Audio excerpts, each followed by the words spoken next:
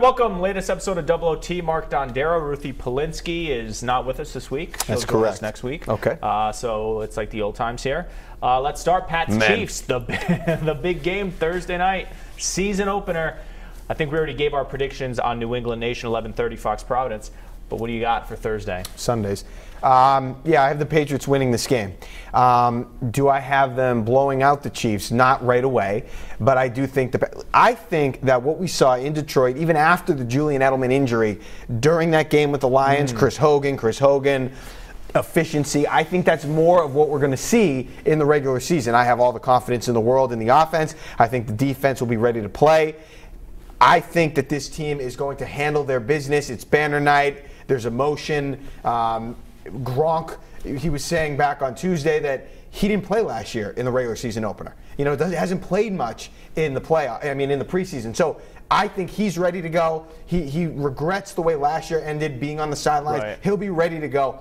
I just think they have too much for Kansas City to handle. Yeah, I think I respect Kansas City's defense. I don't know how much I respect their offense. They play mistake-free football. They're in it. They had a drive 2 years ago in the AFC divisional round that was 9 minutes, and they netted a field goal or missed a field goal. So they're kind of slow, monotonous, go down the field, and I think they want to make the game shorter against the Patriots. I just don't think the Chiefs can score enough to hang with the Patriots. Assuming the Patriots don't have some sort of fluke play, a pick six, or a special teams gaffe, I think they're going to put up 30-plus points with all the weapons you mentioned, and I don't think the Chiefs can hang with them. So I think the Patriots win by double digits. I'm fascinated to see how, without Edelman, they distribute the football. Does Brady just hone in on old reliable Gronk and Amendola and the running backs, or is he going to Cooks a lot? Is he going... is this Dorsett guy going to see any sort of play? I want to see how much he can contribute if he's on the field. I wouldn't think is he there just to stretch the field and to be a decoy? I mean, I don't know how many reps he's going to get out there. I'm assuming that they want him to do some of the things Julian Edelman did. That's what I'm assuming. Yeah, we're going to see who, if anyone, replaces Edelman in that traditional slot. I just don't think anyone's going to have that workload specific to what Edelman did. But it's going to be a great night in terms of opening night, one game. Sunday Night Football, you have Al, you have Collinsworth, big stage, the banner. Yeah, and Roger Goodell will be there. Not that that's a huge deal, but it is something we have to get to that in a little bit. It's going to be all right, let's move along here. So as far as this trade that occurred recently, Jacoby Brissett, we just mentioned Phillip, Dorsett, Brissett to the Colts, Dorsett to the Patriots. Does this give you any kind of indication as to what the Patriots are thinking in terms of the future at quarterback for them? So when it first came out Saturday, I was kind of freaking out a little bit that, all right, this 100% means the Patriots are in on Garoppolo because they will not have someone back up an aging Tom Brady who is just a throwaway guy, either, a rookie or a journeyman. I think this showed that they're in on Garoppolo. But the more I think about it, I think this play sort of just happened. This trade happened in a vacuum. They traded Jacoby, maybe they didn't like him, they were about to cut him, and they got someone in return in Dorsett who filled the need for them. But it still brings up the thing I'm most fascinated about, and that is the QB long-term situation with Brady and Garoppolo. Because some thought, you draft this guy in the third round from Bill Parcells, he likes him, maybe he's the heir apparent to Brady instead of Garoppolo. But with him gone, it's now a two-man race, and as we mentioned on radio the other day, by and large, the Patriots usually just carry two quarterbacks. It's rare for them to have three. But the time will be this offseason with Garoppolo either franchise a deal or succeeding Brady. I mean, there's no other options. So he's either gone, he gets a long-term deal, or he's franchised. So I think Garoppolo's here. I don't know if this move necessarily makes that imminent, but fascinating. Okay. Based on what you just said, those three options that Jimmy Garoppolo and the Patriots have come this offseason, I'm fascinated by it. You're fascinated by it. This region is fascinated by it. It's a big story. But I don't think it has anything to do with the trade. We could talk about that all show, all day, in the office, at lunch. We could talk about that forever. But as far as this trade goes, I don't think that has anything to do with the future of the Patriots and how Bill will handle Jimmy and Brady and where that goes. I think they just didn't really love what they were seeing out of Jacoby Brissett for whatever reason, didn't love his long-term potential, and were able to turn a third-string quarterback into like you said, a player at a position of need who was a former first-round pick 2 years ago. So I thought they did well getting a guy, especially a guy of that ilk. We'll see if he produces it all. But I don't think trading Brissett has anything to do with the dilemma that we're all looking forward to seeing play out. And it's interesting because Brady is 40. We all think about who's behind Brady. But when Brady was 30 or 31, we didn't care that it was Matt Castle or who were his backups for all those years. I mean, by and large, his backups Ryan have been Mallett. very Matt Castle, Ryan Mallett.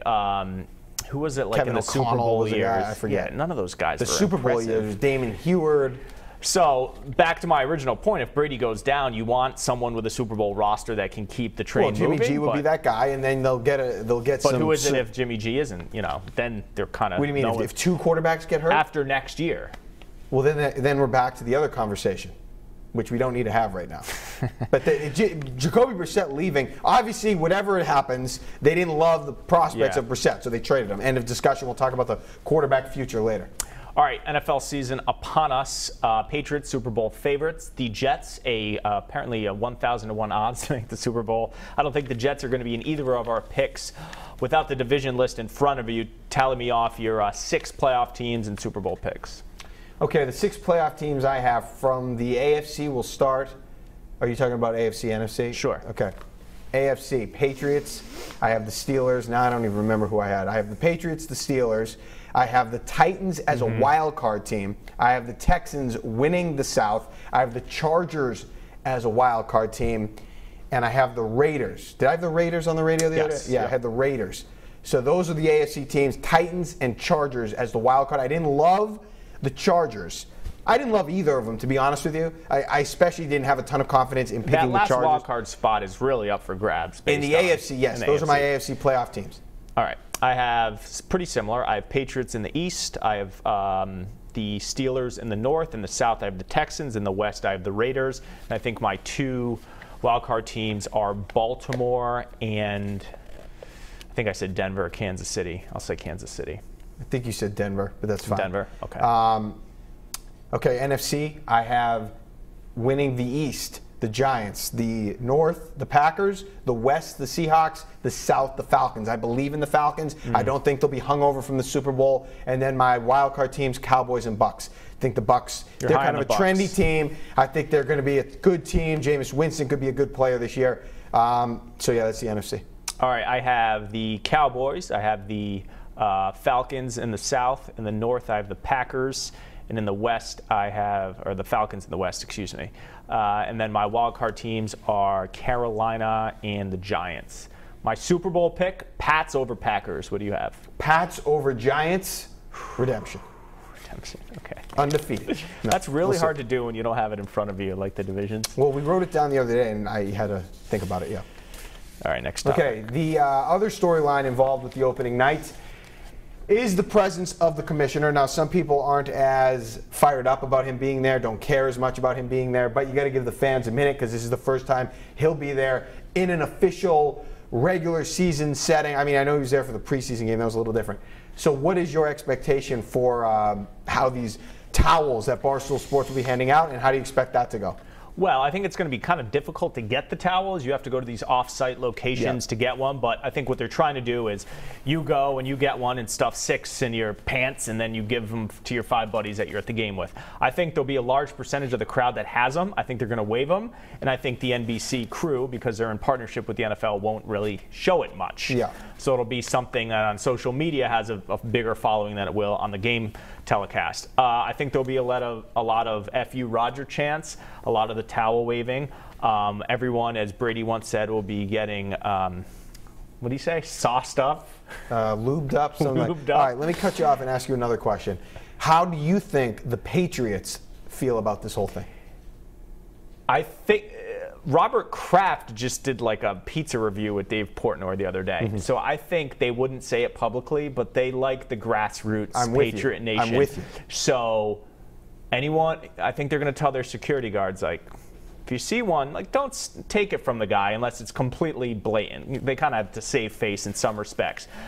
As for Roger Goodell, if I'm him, we talked about this the other day. He's got to own it. Like, take a picture with one, make light of it, put this thing to bed. I hope he's on the field before the game to kind of be out there. Hey, I'm here. I hope he doesn't hide in a box and have some Ben Volen tweet out a grainy picture. He's here. Be seen. be out there.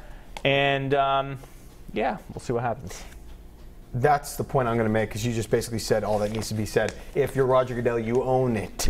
You own it. You go out, you march out to midfield. If I'm him, I grab I borrow Bozo's nose and bring it out to midfield, and I would put it on at midfield. Own it, grab a towel, stand and wave, do whatever you need to do. That's the only way. Listen, if you do what I just outlined, this goes away. Sure. Patriots fans will clap. They'll be happy that you kind of, ate the crow in front of them, and that'll be that. You're a good sport. You don't take yourself too seriously. That's what people want to see. If it's like what you said, and Ben is tweeting out pictures, and this is no, that's not going to do you any favors. Then you're weird. NBC will definitely put them on. They'll be, Yeah, but you need to be, not for the broadcast people and for the people watching across the country on TV. You need the fans that are there. You need to show yourself to those fans. And the man owns a house in New England, in Maine. Yeah, I mean, he thinks he's isolated up there. I mean, I think you wonder how long this lasts, right? In 5 years from now, are people still going to hate Roger Goodell? Well, I'm telling you, if he goes out there and owns it, he'll be able to go to Ogunquit in peace. All right, last topic. It is baseball season. The Red Sox are in a pennant race, and Chris Sale struggled a little bit of late. 2 of his last 3 outings, he hasn't made it through the 5th. A guy, Mark, historically, who has tapered off in September, never played a postseason game. 1 million innings on his arm, albeit very good, strong innings. Are you worried about him down the stretch? Yes. Yes. Nick Fryer isn't. I am. Historically, he has tailed off late in the year. He is not a big man. He's a tall man, but not a big, beefy, kind of horse kind of man. And those are the pitchers, especially when you have a fastball. Those are the power kinds of pitchers that I like, horses. He's not exactly that. Now, am I overly concerned? No. But yeah, I am a little worried. I don't feel great. He hasn't pitched great. And then we're talking about how's he pitched against the Indians? Well, they own him. How's he pitched recently against the Yankees? Not well. How's he pitched against the Astros? Hasn't faced them. So those are teams you're going to see in the playoffs most likely. So yeah, I'm a little concerned. Am I freaking out? Not really, because he's had such a great year. We've been comparing him to 99 Pedro all year, and I still have confidence. I think mentally he's in a good place, and that is a big deal. But overall, physically, with what I've seen production-wise, yeah, I'm a bit concerned. I am too concerned. I think the Red Sox are going to help him out a little by giving him an extra day of rest. They have some days off here, so he's going to get 5 days instead of 4. And I saw a statistic, he pitches much better when he gets the additional day of rest. I'm worried about his arm a little bit because the amount of innings on it, and like you said, the stature of his body. But I think he's very mentally tough. And when it's the playoffs, and he hasn't been in the playoffs his whole career, I think that momentum will allow him to thrive in a postseason setting. I don't know if I'm that concerned about his matchup numbers against the Indians and Yankees. This is the best I'll feel going into a playoff game since Pedro. I'll put him above Lester and maybe Beckett 07 above him or right there. But it's been a while since the Red Sox had a bona fide, true ace horse. So I'm worried, but I think in the end, it'll be okay. He'll start game 1 of the playoffs. Maybe his numbers dip a little in September, but he'll be right where he needs to be. He's been so good this year. It'll be easy for me to generate a little confidence when you get to a postseason situation. Now, it's not like a Clay Buchholz. Like you literally have no idea how he'll pitch day to day, or anybody else. Porcello, Price. I would have no. I don't care what they do in the regular season. I would have no. Price or Porcello will give me. I'll have no confidence in them, no matter what they do. Last year, no confidence. This year, no confidence. We don't even know if Price is going to pitch. All right. I think that is it for this edition of Double OT. Hopefully, Ruthie is back next week. This fall, our schedules are a little crazy, so we'll see how often the 3 of us can get together. Anything you want to plug? Nope. New England Nation, Sundays 11:30. Patriots wrap Sundays 11:30 at night. Friday Night Blitz this Friday. Oh, you ready to rock and roll? Oh, yeah. Here we go. What does Ruthie do for that? She's live, but what about during the show? We'll talk about that. We can't give it away now. You have no idea, do you? All right, thanks for joining us. See you next time.